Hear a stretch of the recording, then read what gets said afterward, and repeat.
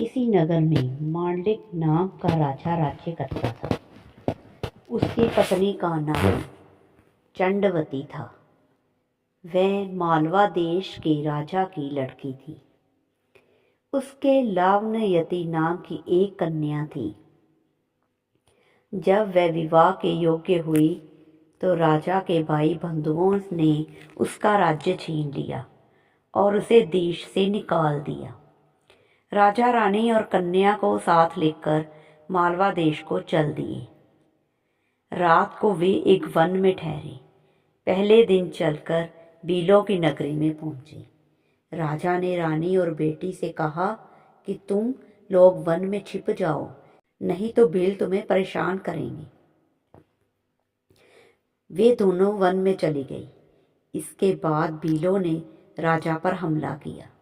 राजा ने मुकाबला किया, पर अंत में वह मारा गया। भील चले गए। उसके जाने पर रानी और बेटी जंगल से निकल कर आई और राजा को मरा देखकर बड़ी दुखी हुई। वे दोनों शोक करती हुई एक तालाब के किनारे पहुंची।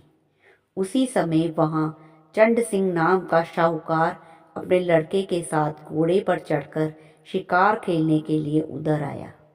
दोनों स्त्रियों के पैरों के निशान देखकर शाहूकार अपने बेटे से बोला, अगर ये स्त्रियां मिल जाएं, तो चाहो विवाह कर लेना। लड़के ने कहा, छोटे पैर वाली छोटी उम्र की होगी, मैं उससे विवाह कर लूंगा, आप बड़ी से कर ले। शाहूकार विवाह नहीं करना चाहता था, पर बेटे के बहुत कहने पर राजी हो गया। थोड़ा आगे बढ़ते ही उन्हें दोनों स्त्रियां दिखाई दी। शाहूकार ने पूछा, तुम कौन हो? रानी ने सारा हाल कह सुनाया। शाहूकार उन्हें अपने घर ले गया।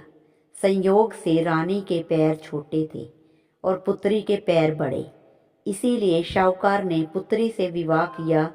लड़के का रानी से हुआ और इस तरह पुत्री सास बनी और माँ बेटे की बहू। उन दोनों के आगे चलकर कई संतानें हुई। इतना कहकर बेताल बोला, राजन बताइए, माँ बेटी के जो बच्चे हुए उनका आपस में क्या रिश्ता हुआ? यह सवाल सुनकर राजा बड़े चक्कर में पड़ा। उसने बहुत सोचा पर जवाब ना सूझ पड़ा, इसीलिए वह चुपचाप चलता रहा। बेताल यह देखकर बोला, राजन कोई बात नहीं, मैं तुम्हें धीरज और पराक्रम से खुश हूँ। मैं अब इस मुर्दे से निकल जाता हूँ। तुम इसे योगी के पास ले जाओ। जब वह तुम्हें इस मुर्दे को सिर झुकाकर प्रणाम करने को कहे तो तुम कह देना कि पहले आप करके दिखाओ। जब वह सिर झुकाकर बतावे तो तुम उसका सिर काट लेना। उसका बलिदान करके तुम सारी पृथ्वी पर के राजा बन जाओगे। सिर नहीं काटा तो वह तुम्हारी बलि देकर सिद्धि प्राप्त करेगा। इतना कहकर बेताल चला गया और राजा मुर्दे को लेकर योगी के पास आया।